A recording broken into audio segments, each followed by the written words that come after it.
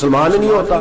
صلاح الدین ایوبی اپنے خیمے میں بیٹھے ہیں تو ایک بی بی آ گئی، اس قبیلے کا کوئی شخص مسلمان نہیں ہوتا۔ بی بی آئی، آگے کہنے لگی میرے 4 بیٹے جنگ میں کھو گئے، چھوٹے چھوٹے بچے جنگ میں کھو گئے، مل نہیں رہے، فوجیوں کو حکم دے مجھے میرے بچے تلاش کر کے دیں۔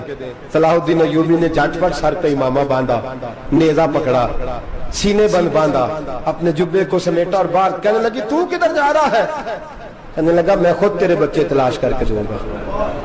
صلاح الدین چند سپاہی ساتھ گلی گلی نکلے، گلی گلی فجر کے نکلے، اثر ہو گئی، تھک گئے، 2 نمازیں صحرا میں پڑھی، جنگل کے اندر پہنچے تو ایک کونے میں 4 بچے ایک جگہ ڈرے اور سہمے ہوئے بیٹھے ملے۔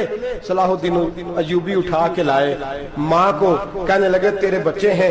نکلا اس لیے تھا کہ میرے نبی نے فرمایا بچے جدا ہوں تو ماں کو درد بڑا ہوتا ہے، اور میرے رسول نے فرمایا تھا جب جنگ کرنے جاؤ تو کھیت برباد نہ کرنا، فصلیں تباہ نہ کرنا، بچوں کو ماں سے جدا نہ کرنا۔ فرمایا میں سوچ رہا تھا تیرے بچے کہیں میری وجہ سے جدا ہو گئے تو مصطفیٰ کو جواب کیا دینا؟ فرمایا تیرے بچے ڈھونڈ کے لایا ہوں۔ بچے ماں کے پاس آنے لگے تو ماں نے بڑے بیٹے کے منہ پہ تھپڑ مارا، کہتا ہے اماں کیا ہوا؟ کہنے لگے تو نے سنا نہیں کہ دشمن کے بچوں کی اتنی حفاظت کرتا ہے، میرے پاس نہ جا، اس کے قدموں میں بیٹھ جا، جس نبی کے غلام اتنے سچے ہیں وہ نبی کتنا سچا ہوگا۔ بنو قریظہ اور بنو نذیر 2 محلے تھے یہودیوں کے۔ یہودیوں نے بڑی عہد شکنی کی تو نبی پاک صلی اللہ علیہ وسلم نے ان کو بے دخل کر دیا، مدینے سے نکال دیا، مدینہ منورہ سے۔ یہودی نکل گئے مدینہ طیبہ سے، تو جب وہ نکل کے جا رہے تھے تو ان کے مکان، ان کے باغ، ان کی جائیدادیں بچ گئیں۔ نبی پاک علیہ السلام نے انصار مدینہ کو پہلے بلایا، جاگ رہے ہیں نا آپ لوگ؟ پیسے آتے کسی کو برے لگتے ہیں؟ اب تو یہ بھی حلال حرام کی تمیز بھی اٹھتی جا رہی ہے۔ جائیداد، باغ، مال، علاقہ خالی ہوا ہے، وہ چلے گئے، لوگ تو ڈھونڈتے پھرتے ہیں۔ اللہ خیر فرمائے، شاملہ ہر جگہ ملتی نہیں اب شہروں میں، وہ کس کس نے نام کرا لیا، کدھر گئی ہے کوئی خبر ہی نہیں، خالی جگہ پڑی ہے۔ میرے نبی پاک علیہ السلام نے پہلے انصار مدینہ کو بلایا، حضور نے فرمایا انصاریوں بہت بڑی جائیدادیں یہودیوں کی، بنو نذیر اور بنو قریظہ محلے خالی ہو گئے، میرا دل کرتا ہے وہ تمہیں دے دوں، اس لیے کہ تم نے اپنے مہاجر بھائیوں کے ساتھ بڑا تعاون کیا، جائیدادیں تم نے دے دی ہیں، مکانات دے دیے ہیں، بڑا کچھ تم نے دیا ہے، میرا دل کرتا ہے وہ تمہارے نام کر دوں۔ تو انصار مدینہ کیا کہنے لگے یا رسول اللہ دے تو ہم نے دیا ہے پر وہ بیچارے جھچکتے ہی رہتے ہیں، وہ جھچکتے ہی رہتے ہیں، کھول کے ہماری چیزیں استعمال نہیں کرتے۔ تو حضور ہم تو پہلے ہی انصار ہیں، ہمارے پاس بڑا کچھ ہے، آپ مہربانی فرمائیں وہ سارا کچھ مہاجروں کو دے دے، مہاجرین کو ہمیں نہیں چاہیے۔ اب چلے گئے بات کر کے، میرے حبیب پاک نے مہاجروں کو بلا لیا، فرمایا بنو نذیر اور بنو قریظہ قبیلے کی جائیدادیں آئی ہیں، تمہارے پاس بظاہر جو چیزیں ہیں بھی وہ بھی انصار مدینہ کی ہیں، تو میرا یہ خیال ہے کہ وہ سارا کچھ تمہیں دے دیا جائے۔ ابو بکر صدیق رضی اللہ تعالیٰ عنہ کہنے لگے یا رسول اللہ صلی اللہ علیہ وسلم ہمارے انصار بھائیوں نے ہمارے لیے دل تک کھول دیے ہیں، حضور انہوں نے ہر چیز بانٹ کے ہمارے سامنے رکھ دی ہے، ہم اتنے خرد غرض ہیں کہ سارا کچھ لپیٹ جائیں۔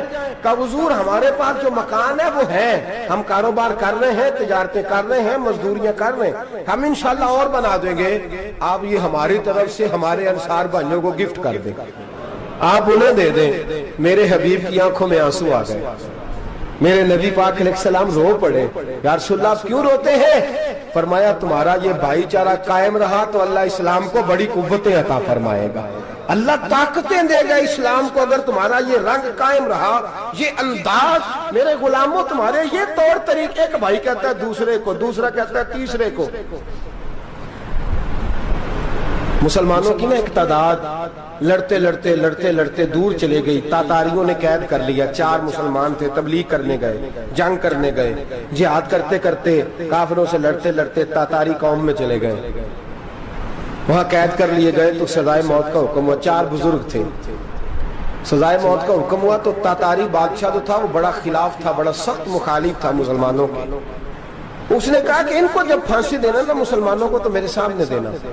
اب 4 عالم ہیں، 4 صوفی ہیں، سفید داڑیاں، سر پہ امامے، پھانسی کا وقت آیا تو جو پھانسی گھاٹ ہے وہ ایک ہے، چاروں کو کٹھے پھانسی نہیں ہو سکتی، ایک کو کہا کہ ایک ایک کر کے ان کو پھانسی دو. جب پھانسی کا وقت آیا نا تو جو سب سے پیچھے صوفی تھے وہ دوڑ کے آگے آئے, کہنے لگے بادشاہ پہلی باری میری لگا پہلی. اب بادشاہ نے کہا ٹھیک ہے اسے لٹکا دو. وہ قریب آئے تو دوسرے دوڑ آئے, کہنے لگے نہیں نہیں پہلی باری میں نے زیادہ کافر قتل کیے, میرا بڑا جرم ہے, مجھے پہلے سزا دو. ان کو پھانسی دینے لگے تو تیسرے آ گئے, کہنے لگے نہیں یہ تو میرا قتل کرتا تھا, رستے میں بتایا کرتا تھا, ڈھونڈ کے میں بتلاتا تھا کہ یہاں زیادہ تعداد ہے, مجھے پہلے پھانسی دو. تیسرے کے ساتھ بات ہو رہی تھی تو چوتھا دوڑا آیا, کہنے لگا یہ رستے بتاتا تھا, یہ تبلیغ کرتا تھا, یہ سارا کچھ کرتا تھا, لیکن کہا یہ کہتے تھے چلو واپس چلتے ہیں, میں جانے نہیں دیتا تھا, میں کہتا تھا اور کافر مارنے اور علاقے فتح کرنے, میرا جرم بڑا ہے, مجھے پہلے پھانسی دو. بادشاہ کہنے لگا مجھے 35 سال ہو گئے حکومت کرتے, بڑی دنیا کو پھانسی دی ہے, لوگ تو ایک دوسرے کو دھکے دیتے ہیں کہ پہلے تو جا پہلے تو جا, اور تم کیسی قوم ہو کہ ایک دوسرے پہ قربان ہو رہے ہو. کہنے لگا تم ایک باپ کی اولاد ہو. جاگ رہے ہیں آپ لوگ؟ تاتاری بادشاہ کافر بادشاہ اسلام کی مخالفت کر دیں, ایک باپ کی اولاد ہو کا نہیں, ایک قبیلے کے رہنے والے ہو کا نہیں, ایک ملک کے رہنے والے ہو نہیں. اس نے کہا رشتہ کیا ہے تمہارا, رشتہ کیا ہے؟ تو بول کے کہنے لگے خدا ایک ہے نبی ایک ہے, خدا ایک ہے اور نبی منفرد ایک ہے, اس قوم کی نقصان بھی ایک ہی سب کا نبی, اللہ بھی قرآن بھی ایک. کیا ہی اچھا تھا ہوتے اگر مسلمان بھی ایک, یوں تو سید بھی ہو مرزا بھی ہو افغان بھی ہو, تم سبھی کچھ ہو بتاؤ کہ مسلمان بھی ہو. فرمایا ہمارا اللہ ایک ہے نبی ایک ہے, تو کہا پھر ایک دوسرے پہ جان کیوں دیتے ہو؟ فرمایا ہمارے نبی نے ہمیں بھائی بھائی بنا دیا ہے, بھائی کا دل نہیں کرتا اس کی آنکھوں کے سامنے بھائی چلا جائے, ہمارا دل نہیں کرتا پہلے مجھے دے پہلے مجھے دے. بادشاہ کہنے لگا تمہارا جذبہ مجھے متاثر کر گیا, جاؤ میں تم چاروں کو آزاد کرتا ہوں, تمہیں آزاد کرتا ہوں. میرے دوستو یہ رنگ تھا, دیکھیں نا, یہ اس دھرتی نے نظام دیکھا ہے نا, اس فلک نے پہلی بار دیکھا, اس زمین نے پہلی بار, اور میرے حضرت صاحب فرمایا کرتے تھے زمین تڑپ کے روئی, اس نے پہلی دفعہ دیکھا. احد کا میدان ہے, 3 صحابہ تپتی ہوئی زمین پہ زخموں سے چور چور پڑے ہیں. حضرت انس بن نضر رضی اللہ تعالیٰ عنہ پانی کا پیالہ لے کے پہنچے, ایک زخمی سے کہا تجھے پانی پلانا ہے, تو کہنے لگا میرے زخم تھوڑے ہیں, وہ جو ساتھ پڑا اس کے زخم گہرے ہیں, پہلے اسے پانی پلا دے, جا اسے دے دے. اس کے پاس پہنچے تو وہ کہنے لگا وہ مجھ سے پہلے گرا تھا, اس کا زخم زیادہ گہرا ہے, اسے پانی پلا. تیسرے کے پاس گئے تو کہنے لگا چوتھا تڑپ زیادہ رہا ہے, اس کی عمر زیادہ ہے, میں تو جوان ہوں برداشت کر لوں, بڑھاپے کی وجہ سے نڈھال ہو گیا, پہلے اسے پانی پلا. چوتھا کہنے لگا 5ویں کے پاس جا, 5واں کہنے لگا 6ٹھے کے پاس جا. حضرت انس بن نضر کہتے میں رو پڑا, میں نے کہا محمد کے غلاموں, رسول نے تمہیں کیسا جذبہ دے دیا ہے, زبانیں پیاس سے باہر ہے لیکن تمہاری اخوت مرتے دم تک قائم ہے. کہتے میں 7ویں کے پاس گیا تو کہنے لگا اگر 6 قربانی دے سکتے ہیں تو مجھے خود غرض نہ سمجھ, میں نے نہیں پانی پینا, جا پہلے کے پاس لے جا. کہتے میں پہلے کے پاس آیا تو روح پرواز کر گئی, دوسرے کے پاس آیا تو روح پرواز کر گئی, میں 7ویں تک آیا تو انتقال کر گئے. کہتے ہیں پانی کا پیالہ میں نے اٹھایا اور میں نے زمین پہ رکھا تو میں نے کہا پانی گوا رہنا, محمد کے غلام مر تو جاتے ہیں پر ایک دوسرے کا خیال بڑا رکھا کرتے ہیں, گوا رہنا یہ مر جایا کرتے لیکن ایک دوسرے کا درد. میرے دوستو لٹا ہوا برما, روتے ہوئے مسلمان, سسکیاں اور آہیں لیتی ہوئی مائیں پوچھتی ہیں اے خاصا اے خاصان رسول, وقت دعا ہے, امت پہ تیری آ کے عجب وقت پڑا ہے. وہ دین جو بڑی شان سے نکلا تھا وطن سے, پردیس میں وہ دین آج غریب الغربا ہے. فریاد ہے اے کشتی امت کے نگہباں, بیڑا یہ تباہی کے قریب آن لگا ہے. اور کیا خوبصورت جملے کہے تھے کہ نبی پاک صلی اللہ علیہ وسلم نے, حضور نے فرمایا تھا میرا مومن ایک جان کی طرح ہوتا ہے, ایک جان کی طرح ہوتا ہے, ایک کو تکلیف ہو جسم کے ایک حصے کو, سارا حصہ پریشان ہوتا ہے. فرمایا یہ ایک مکان کی طرح ہے, ایک اینٹ دوسری اینٹ کو مضبوط کرتی ہے. فرمایا یہ مضبوط لوگ ہیں, یہ مضبوط لوگ. حضرت عمر فاروق کا زمانہ ہے, ایک آدمی نے سیری بھیج دی, ایک گھر میں بطور تحفہ، قحط کا زمانہ تھا، گوشت ملتا نہیں تھا، جانور، ایک آدمی نے سری بھیج دی ایک آدمی کے گھر میں۔ اس نے کیا کیا؟ اس نے اپنی بیوی سے کہا ہماری تو خیر ہے، ساتھ والا پڑوسی زیادہ غریب ہے، ادھر نہ بھیج دے، یہاں گندم امیر شہر کی ہوتی رہی خراب اور بچی کسی فقیر کی فاقوں سے مر گئی، کہا ساتھ والے پڑوسی کے گھر سے میں کئی دنوں سے بھوک کی آوازیں، وہاں بھیج دے۔ اس کے گھر گئی تو اس کی بیوی شوہر کو مشورہ دیتی ہے، کہتی ہے میرے بچے تو دلیر ہے، ساتھ والے کے چھوٹے ہیں، وہ گزارا نہیں، ادھر نہ بھیج دیں۔ ادھر گئی، ایک روایت ہے 7 گھر، ایک روایت ہے 21 گھر، 21 گھروں میں گھومتی ہوئی وہ شریف پھر پہلے کے گھر میں آ گئی، اور پہلا صحابی کہنے لگا صرف تو نے محمد کا کلمہ نہیں پڑھا، باقی 20 نے بھی پڑھا ہوا ہے، صرف تو نے ہی رسول اللہ سے یہ درس نہیں لیا، باقیوں نے بھی لیا ہے، اور صرف تیرے اندر ہی جذبہ احسار نہیں، تو ہی صرف مسلمانوں سے پیار نہیں کرتی، سارے ہی پیار کرتے ہیں۔ وہ شریف پھر آ گئی ہے، اب کیا کرنا ہے؟ اب کیا کرنا ہے؟ تو امام نبوی نے لکھا ہے، وہ کہنے لگی کرنا کیا ہے؟ پکاؤں گی میں اور کھائیں گے 21 گھر، پھر بھی اکیلے نہیں کھائیں گے، پکاؤں گی میں اور کھائیں گے 21 گھروں کے مطابق شوربہ پکا، اور پھر برتن میں ڈال کے وہ بی بی ایک ایک گھر کا دروازہ کھٹکھٹاتی ہے، کہتی ہے مصطفیٰ کے غلاموں نکلو باہر اور کھاؤ، اس لیے کہ جس نبی نے مجھے پیار کا حکم دیا اسی نے تمہیں بھی پیار کرنا سکھایا ہے، یہ رنگ چشم فلک نے سکھایا ہے۔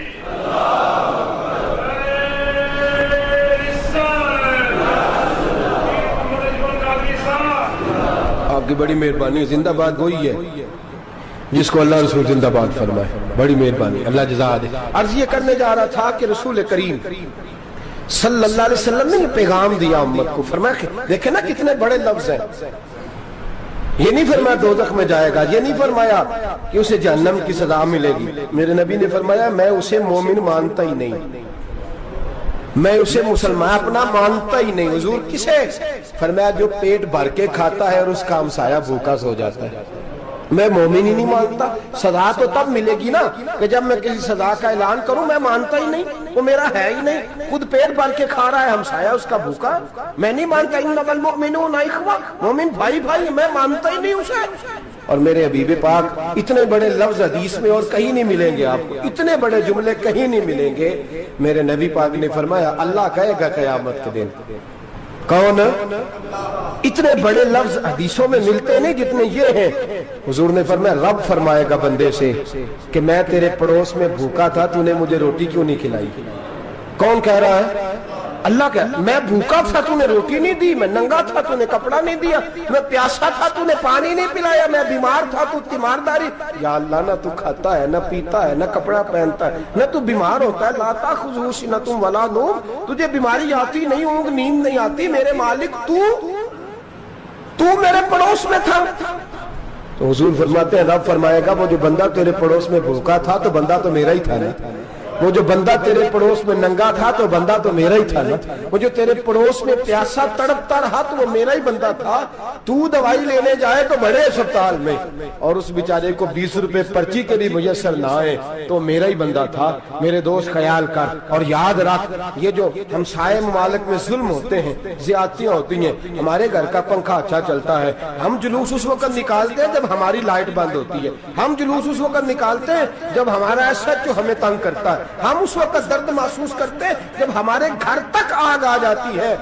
یہ جو باہر آگ جل رہی ہے یہ تیرے گھر بھی آ سکتی ہے، یہ جو باہر فساد ہو رہا ہے یہ تیرے دروازے تک آ سکتا ہے۔ میرے رسول پاک نے ایک جان، مسلمان کو ایک جان قرار دیا۔ مجھے بتائیے انگلی کو کٹ لگ جائے، مسلمان ایک جان ہے نا، انگلی کو لگ جائے کٹ، دماغ کہتا ہے میں نے نہیں سوچنا اس کے بارے میں اس کے درد کو محسوس ہی نہیں کرنا، انگلی کی درد ہے، انگلی جانے اس کا کام جانے، ایسے ہی ہوتا ہے نا۔ بولے پیروں سے کہتے ہیں، انگلی کہتی ہے چل ڈاکٹر کے پاس، پیر کہتے ہیں نہیں میں نے نہیں جانا، انگلی کا کام ہے انگلی جائے، ایسے ہی ہے نا۔ دل سے کہتے ہیں تو تڑپ تھوڑا سا، انگلی کو درد ہے، کہتے میں کو تڑپوں، انگلی کا ماما، انگلی جانے اس کا کام جانے۔ ٹیلی فون کرنا ہے ڈاکٹر صاحب کا پتہ کرنا ہے، دکان کہتے ہیں میں نے نہیں بات سننی ڈاکٹر صاحب کی، زبان کہتے ہیں میں نے نہیں بولنا، انگلی جانے، ایسا ہوتا ہے۔ پیر احتجاج کرتے کہ میں نے ڈاکٹر کے پاس، میں کچھ چکر کھاتا پھروں ڈاکٹر کی دکان کی، انگلی کو درد ہے انگلی جانے، ایسا ہوتا ہے۔ بھئی میرے رسول پاک نے فرمایا مسلمان ایک جان ہے، تو درد برما کے مسلمانوں کو ہو رہا ہے تو پاکستانی کہہ رہے ہیں کوئی بات نہیں، وہ جانے ان کا کام جانے، ایک جان ہے نا، درد ہونا چاہیے، تکلیف ہونا چاہیے، پھٹے پہ باتیں ہوتی ہیں اس موضوع پہ، اسمبلی پہ گفتگو ہوئی ہے اس موضوع پہ، آپ کی صوبائی اسمبلیاں اس موضوع پہ بولی ہیں، آپ کے کونسل اس موضوع پہ بولے، ہم تو اپنی اپنی سیاستیں، اپنے اپنے تماشے، اپنے اپنے چکروں میں لگے ہوئے، وہ دریا کے اندر سسکتے مسلمان، بنگالی کہتے ہیں ہمارے نہیں، برمی کہتے ہیں ہمارے نہیں، پاکستانی کہتے ہیں ہمارے نہیں، ترکی کہتے ہیں ہم کس کے ہیں؟ وہ کس کے ہیں؟ وہ اللہ کے بندے ہیں، محمد عربی کے غلام ہیں صلی اللہ علیہ وسلم۔ لیکن میرے دوستو کیا ہمیں کیا غرض ہے، وہ جانے ان کا کام جانے، یہ جب تیرے پیروں تک آگ آئے گی پھر تجھے پتہ چلے گا یہ بڑی سخت آگ ہے۔ آج جس کافر نے برما پر عرصہ دراز تنگ کیا ہے، مسلمان تھوڑے تھوڑے مفاد لینے کی خاطر نا، بنو عباس اور بنو امیہ کی جنگ چل رہی تھی، بنو عباس جو تھے وہ غالب آ گئے، بنو امیہ جو تھے ان کی حکومت ختم ہو گئی، تو عیسائیوں نے بنو امیہ سے کہا کہ ہم تمہارے ساتھ تعاون کرتے ہیں، ہم تمہارے ساتھ تعاون کرتے ہیں اور بنو عباس پہ غلبہ پا کے تمہیں حکومت دلاتے ہیں۔ بنو امیہ بڑی جدوجہد کر رہے تھے بادشاہی کے لیے، لیکن انہوں نے کہا کہ ہم لڑ رہے ہیں، کوشش کر رہے ہیں، لیکن ہمیں کسی کافر کی مدد کی ضرورت نہیں، ہم جتنا مرضی لڑیں لیکن کافروں کے ہاتھوں بنو عباس کو مروانے کو ہم تیار نہیں ہیں، ہمیں خبردار، تمہارا آپس کا معاملہ ہے، ہم خود نمٹ لیں گے، تمہیں اجازت نہیں دیتے تم اندر کودو اور کود کر کے تم فسادات پیدا کرو اور مسلمانوں کے اندر تقسیم کرو۔ میرے دوستو مسلمان کو سوچنا چاہیے، سوچ بڑی رکھنی چاہیے، گھر کی جنگ سے نکل آ، اب بہو ساس کے جھگڑے سے باہر آ جا، اب محلے کی سیاست چھوڑ کے باہر کا سوچ، اب اسلام کو تیری حاجت ہے۔ اب پوری دنیا جب مسلمان کو دیکھے نا، فیس بک یوز ہوتی ہے، اس پہ نوجوان جب اسلام کی بات کرنے لگے گا، اس پر جب بڑا اسلام کی بات کرنے لگے گا، پوری دنیا میں پیغام جائے گا کہ مسلمان اب جاگنے لگا ہے، مسلم خوابیدہ بیدار ہونے لگا ہے، اب اس کی آنکھیں کھلنے لگی ہیں، اب یہ اپنے مذہب کی بات کرتا ہے، اب یہ اپنے ملک سے، صوبے سے، برادری سے نکل کر بولتا ہے، اب یہ کہتا ہے کہ بازو تیرا توحید کی قوت سے قوی ہے، اسلام تیرا دیس ہے، تو مصطفی ہے، اب یہ بڑی سوچ رکھتا ہے، اب یہ عالمی بات کرتا ہے۔ میرے دوستو ہمارا تو حال یہ ہے، امام اعظم ابو حنیفہ کا فتویٰ ہے، آپ فرماتے ہیں جو مولوی عالمی حالات سے باخبر نہ ہو وہ جمعے کی تقریر نہ کرے، وہ مسلمانوں کی رہنمائی نہیں کر سکتا، عالمی حالات سے جو خبردار نہ ہو۔ تو جس کو چھٹی ہو جائے، تو نے ختم نہیں پڑھا، دوڑ جا مسجد سے، تو ختم نہیں پڑھتا، ہمارے تجھے پتہ ہی نہیں تو کہاں رہتا ہے، بھاگ جا، وہ عالمی حالات پہ بات کرے گا، کیونکہ بیچارے کو تو پتہ ہے میری سویرے چھٹی ہو جانی، سیاست کا لفظ چھیڑا نہیں تو میں گیا نہیں۔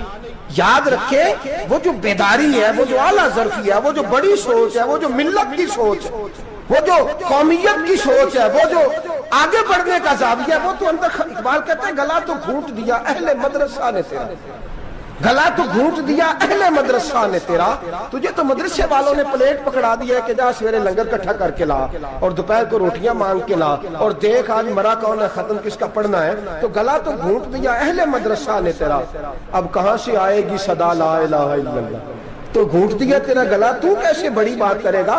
بڑی بات کے لیے بڑی سوچ چاہیے، بڑی تگودو چاہیے، بڑی کوشش چاہیے، بڑا حوصلہ چاہیے۔ مسلمان چھوٹی چھوٹی لڑائی میں، چھوٹی چھوٹی جنگ میں، ایک دکاندار دوسرے دکاندار سے لڑ رہا ہے، گلی والا دوسری گلی والی سے لڑ رہا ہے، محلے والا محلوں پہ اعتراض، ایک شہر میں رہنے والے میں نے دوسرے محلے پہ اعتراض کرتے دیکھے، یقین کریں ایک شہر میں رہنے والے، علاقے میں بسنے والے کہتے ہیں بھائی توبہ ہے اس محلے تو اللہ ہی بچائے، لا حول ولا قوت۔ وہ جو تقسیم در تقسیم کی سوچ ہے، اس نے چھوٹے چھوٹے ٹکڑوں میں مسلمانوں کو بانٹ دیا ہے، چھوٹی چھوٹی تقسیم ہے، چھوٹا چھوٹا ہمارا مزاج ہے، چھوٹی سوچ ہے، بڑی سوچ کی بات سنیے۔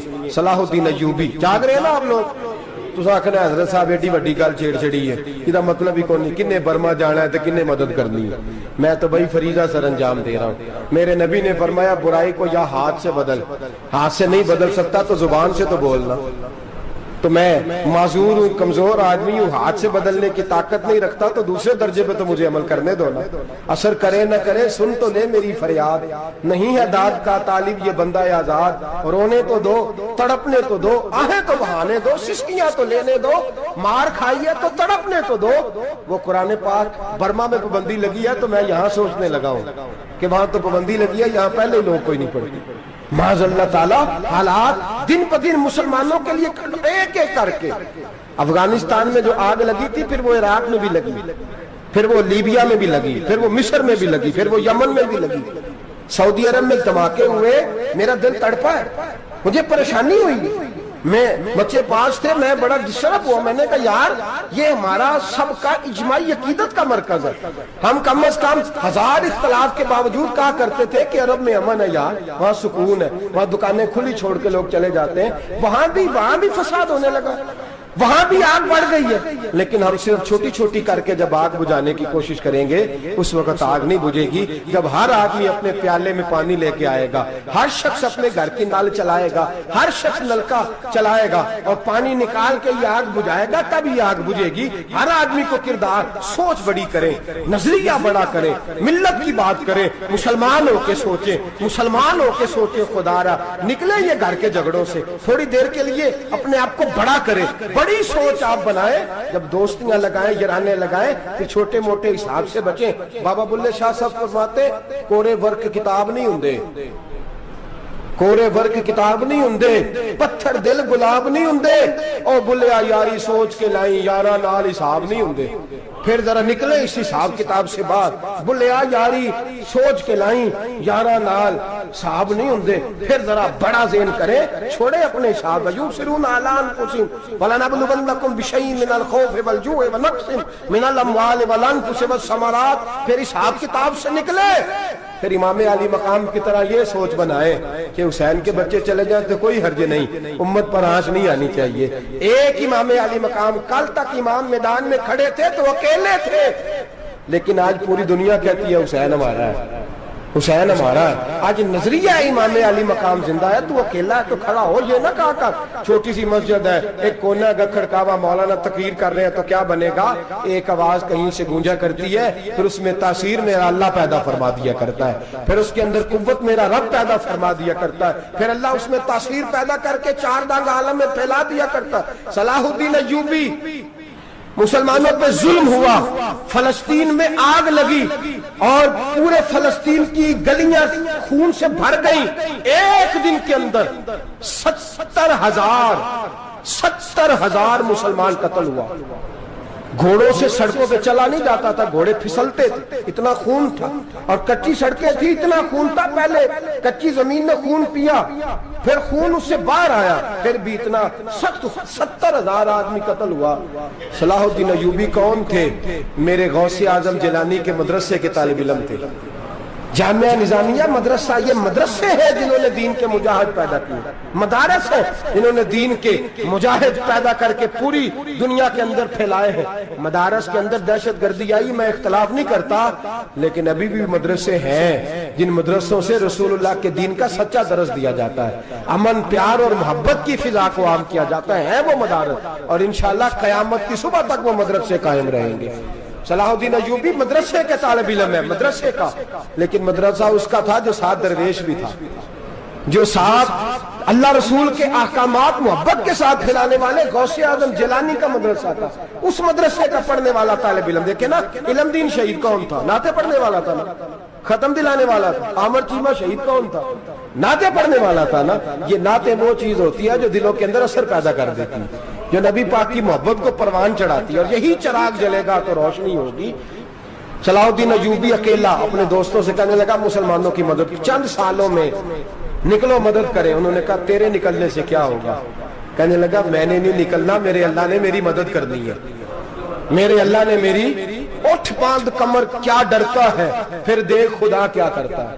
اور میں مجھے نکلنے دے, اللہ میری مدد کرے گا. تھوڑا تھوڑا کر کے فوج جمع کی, کوشش کی. چند سالوں کے بعد اسی جگہ جہاں مسلمانوں کا خون بہا تھا, اللہ نے اسلام کا جھنڈا پھر سے بلند کر دیا. صلاح الدین ایوبی فاتح بن کے مسجد اقصی کے دروازے پہ کھڑا ہے, چند سال گزرے، عیسائیوں کا اپنا وہ ظلم ابھی یاد ہے، اور عیسائی سارے لیڈر کہتے ہیں تیاری کر لو، اب ہمارے بچے کاٹے جائیں گے، عورتیں بیوہ ہوں گی، گردنیں کٹیں گی، اب دیکھنا جتنا خون ہم نے بہایا تھا مسلمان اس سے دگنا بہائیں گے۔ صلاح الدین ایوبی گھوڑے پہ کھڑے ہیں اور پوچھتے ہیں، او عیسائیوں بتاؤ تمہارے ساتھ کیا کروں؟ گردنیں جھک گئیں، جواب کوئی بھی نہیں۔ کہا تم نے 70,000 مسلمان ایک دن میں مارا تھا، بولو تمہارے ساتھ کیا کروں؟ تم نے ایک دن میں مسلمان یوں کاٹے جیسے گاجر مولی کاٹی جاتی ہے، بولو کیا کروں؟ عیسائی کہنے لگے ہمیں اپنے ظلم یاد ہے، تشدد یاد ہے، بربریت یاد ہے، تو بہتر جانتا ہے تو نے کیا کرنا ہے۔ صلاح الدین ایوبی گھوڑے پہ فاتح کھڑا ہے، آنکھوں میں آنسو آئے، تڑپ کے رویا، کہنے لگا میں تمہارے ساتھ وہی سلوک کروں گا جو میرے مصطفیٰ نے قریش مکہ کے ساتھ فرمایا تھا، لا تصریب علیک، جاؤ تم پر کوئی زیادتی، جاؤ تم آزاد ہو۔ اس نے کہا تو کر کیا رہا ہے؟